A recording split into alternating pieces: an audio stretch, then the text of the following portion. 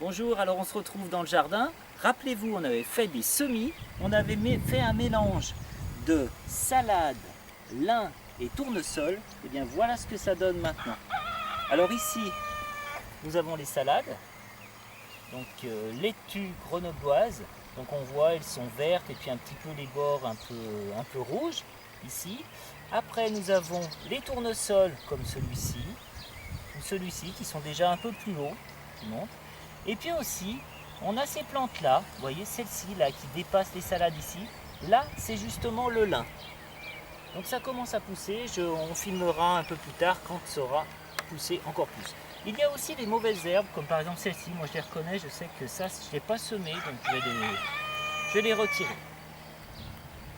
Voilà, on va regarder maintenant les pommes de terre.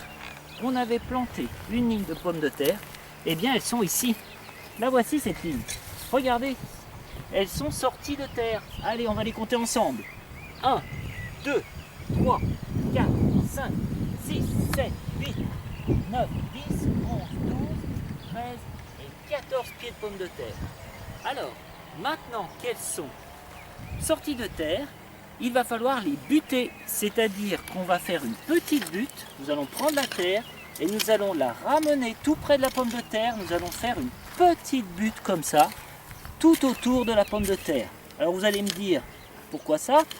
Eh bien simplement parce que ça évite aux mauvaises herbes de pousser et d'embêter les pommes de terre. Et autre chose, les pommes de terre qui poussent dessous vont se retrouver bien sous la terre et comme ça elles ne seront que meilleures. Car le problème, c'est que quand les pommes de terre poussent en surface, elles verdissent et après elles sont mauvaises, on ne peut pas les consommer. Donc c'est le moment au jardin de buter vos pommes de terre. Allez, bon jardinage et à bientôt.